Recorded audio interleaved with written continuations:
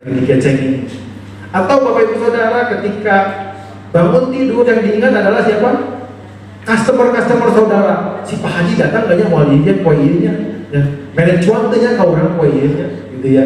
Siapa yang kita lihat wajahnya? Tapi Daud dikatakan dia selalu mencari wajah Tuhan, Bapak Ibu Saudara.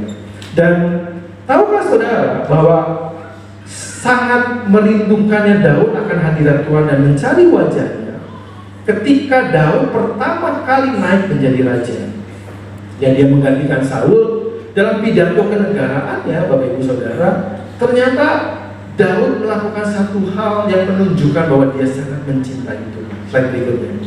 Ya, ketika dalam pidato kenegaraan pertamanya dia jadi raja di dalam 1 Tawarik 13 ayat 3, dia bilang gini, Bapak Ibu, dan baiklah kita memindahkan tabut Allah kita ke tempat kita, yaitu ke Yerusalem, sebab pada zaman Saul kita tidak mengindahkannya. Jadi dalam pemerintahan Saul, Bapak Ibu Saudara, tabut perjanjian itu tidak ada bersama-sama dengan raja. Ya. Tetapi Daud bilang ini, begitu dia menjadi raja, dia bilang, saya perlu Tuhan. Saya perlu hadirat Tuhan dalam kehidupan saya. Saya akan memimpin sebuah bangsa yang besar. Masih banyak musuh-musuh saya yang harus saya kalahkan. Saya perlu Tuhan dekat sama saya. Itulah kenapa Daud perintahkan untuk mencari tabut perjanjian yang pada waktu itu ada di rumah Abinadab, Kiriat Yearim, Bapak Ibu Saudara. Dia kirim pasukan untuk segera membawa tabut perjanjian masuk ke Yerusalem. Kenapa? Daud sangat merindukan Tuhan. Daud sangat ingin dekat dengan Tuhan. Siapa yang mau dekat sama Tuhan boleh lambaikan tangannya. Beri kemuliaan buat Tuhan. Kita perlu senantiasa memandang dan mencari wajah Tuhan. Tahukah saudara bahwa di dalam Alkitab ketika Tuhan memalingkan wajahnya, maka itu menjadi sesuatu yang paling menakutkan dalam hidup seseorang. Mazmur 104 ayat 29 dalam terjemahan firman Allah yang hidup dikatakan demikian, tetapi apabila engkau memalingkan wajahmu, mereka mendapat apa? Kesusahan.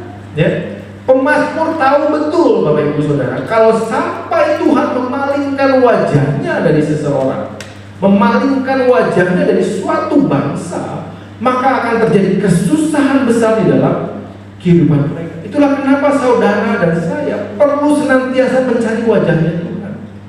Ya.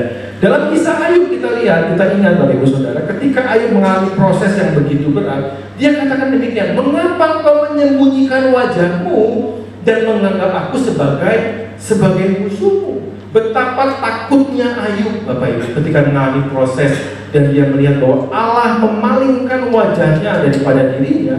Dia mengatakan bahwa seolah-olah Allah menjadi musuh dia, sehingga proses yang begitu besar dan menakutkan harus dia tanggung sendirian, Bapak Ibu. Demikian juga dengan Daud yang senantiasa punya hubungan baik dengan Tuhan. Ketika pagi hari dia bangun, dia mencari wajah Tuhan, dia nggak ketemu sama wajah Tuhan. Daud pun mengalami hal yang sama. Dikatakan, janganlah menyembunyikan wajahmu kepadaku, janganlah menolak hamba-Mu ini dengan murka. Jadi pegawai-pegawai Daud, kalau lihat Daud uring-uringan seharian, Bapak Ibu Saudara, mungkin mereka udah ngerti, ini pagi-pagi nggak ketemu Tuhan ini aja. Ya, dia nggak melihat wajah Tuhan, pasti murang manis sepanjang. Kenapa? Daud takut tanpa penyertaan Tuhan untuk memimpin bangsa Israel. Bahkan Tuhan Yesus sendiri, Bapak Ibu Saudara, tahukah saudara, ketika dia mati di atas kayu salib, dia menanggung seluruh dosa umat manusia, ditanggungkan kepada Yesus, sehingga Yesus yang adalah kudus dijadikan berdosa oleh karena kita. Di saat itulah Allah Bapa tidak sanggup untuk memandang anaknya. Kenapa? Karena dosa yang begitu besar, dosa dunia, ditanggungkan kepada Yesus. Itulah kenapa Yesus berseru-seru, Eloi, Eloi, lama sabachthani. Bapakku, Bapakku, mengapa engkau meninggalkan aku? Mengapa engkau memalingkan wajahmu daripadaku? Betapa takutnya Yesus ketika Bapaknya memalingkan wajah dari Bapak Ibu Saudara. Jangan sampai Tuhan memalingkan wajahnya dari hidup kita. Amin. Kita selalu memerlukan wajah Tuhan. Ya. Orang-orang di dalam Alkitab, orang-orang hebat yang punya persekutuan intim dengan Tuhan, mereka sangat takut ketika Tuhan memalingkan wajah.